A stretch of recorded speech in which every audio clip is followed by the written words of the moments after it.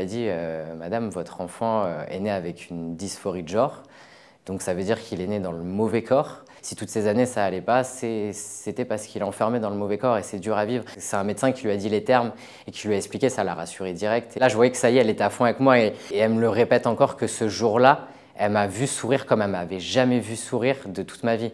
J'ai eu une enfance un peu chaotique. J'étais plutôt triste, angoissée.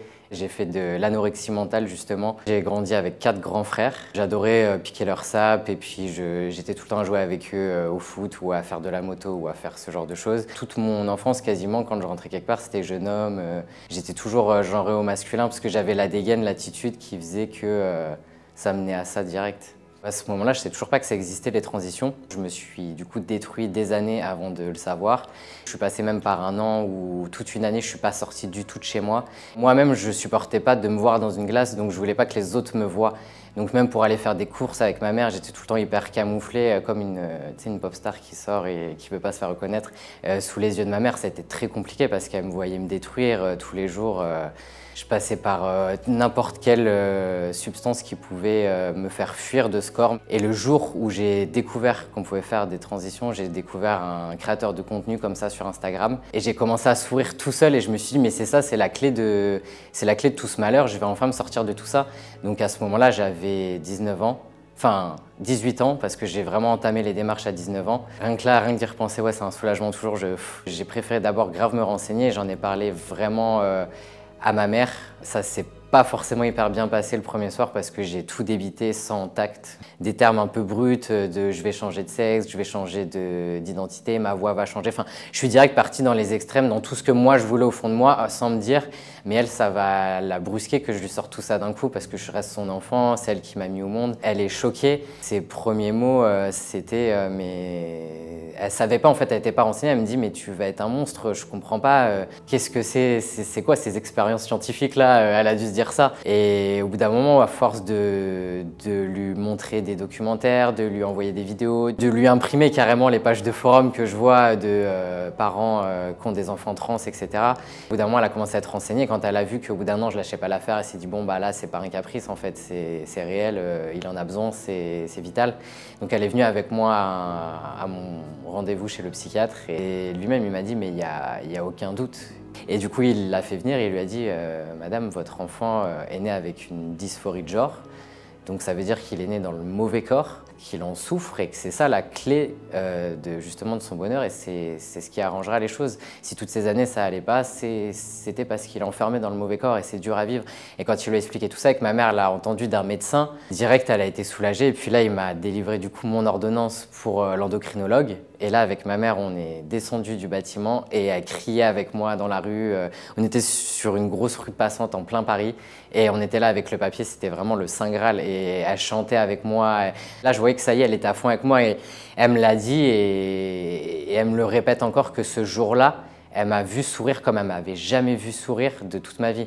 Il n'y avait plus aucun doute possible pour elle. En fait, l'humain a peur de ce qu'il ne connaît pas et ma mère, elle est humaine. Une mère, elle s'inquiète forcément pour son enfant et elle a juste fait son rôle de maman et ça a été OK.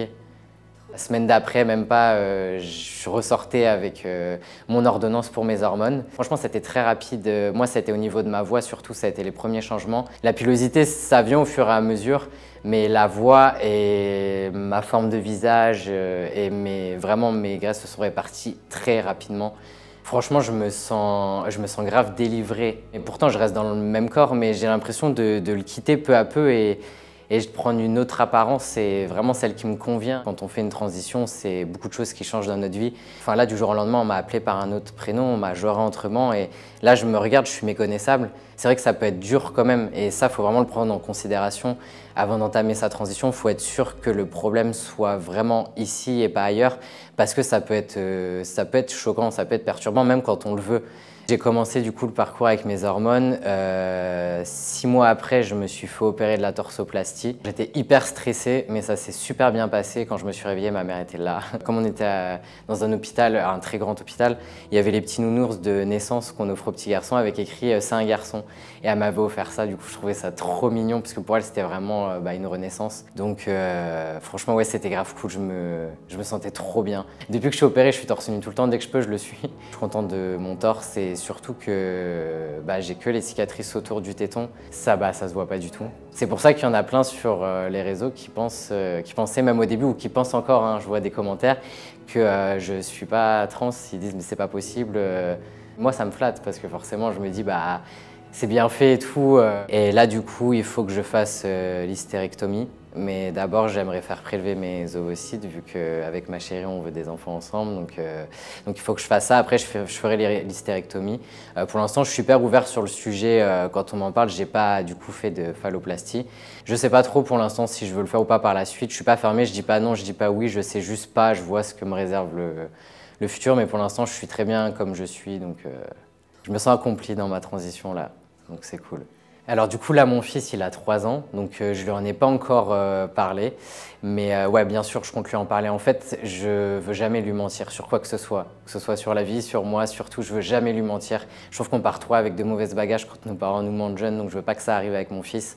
Je lui dirai mais au moment venu, mais à ce moment-là je pense que vraiment je me dirigerai vers une psychiatre, une psychologue, quelqu'un d'adapté pour avoir les bons mots. Je veux pas trop le brusquer comme j'ai pu le faire avec ma mère, donc je veux vraiment faire les choses bien et que ça soit encadré. Mais je veux qu'il sache la vérité, je trouve ça encore plus beau moi. Je pense que quand bien même je suis un bon père, c'est le principal, on s'en fout du reste. Je m'occupe bien de mon fils, il a l'amour qu'il faut, il a mangé dans son assiette, et il a une bête de chambre, il s'éclate avec moi, c'est le principal. Il est heureux, ça se voit, et le reste on s'en fout. Aux personnes qui disent que c'est un choix de faire une transition, je dirais plus que moi je ne l'ai pas fait parce que j'en avais envie, hein. Je l'ai fait parce que j'en avais besoin, c'était carrément vital. Quand le médecin m'a dit mais est-ce que il m'a dit est-ce que tu as des pensées suicidaires, est-ce que tu as envie de mourir, tu es en dépression? Je lui ai dit non mais là je suis à un stade où c'est hors de question que je meure dans ce corps. Donc il faut que je fasse quelque chose. Mais oui, je suis en dépression et je suis en détresse et je veux m'arracher de ce corps. Donc je pense que pour arriver à des termes pareils face à un médecin, c'est pas juste une envie. C'est pas comme si on a envie de s'acheter une petite chope et qu'on va chez Mercedes et on chiale devant le concessionnaire. C'est pas les mêmes pleurs et c'est pas les mêmes souffrances. On le fait pas par effet de mode ou quoi, on le fait parce qu'on souffre. Quand ça allait pas, je m'isolais, je me mettais dans ma chambre et je m'inventais des histoires où tout allait mieux. Et j'aimerais débarquer dans cette chambre, m'asseoir et me dire « mais t'inquiète, déjà tu vas réaliser tes rêves, tu vas être papa ». Je me dirais là, tu as vraiment actuellement la vie que tu rêvais d'avoir. Et je me dirais « t'inquiète pas, ça va aller mieux, tu auras la vie que tu veux et tu réaliseras tes rêves un par un ».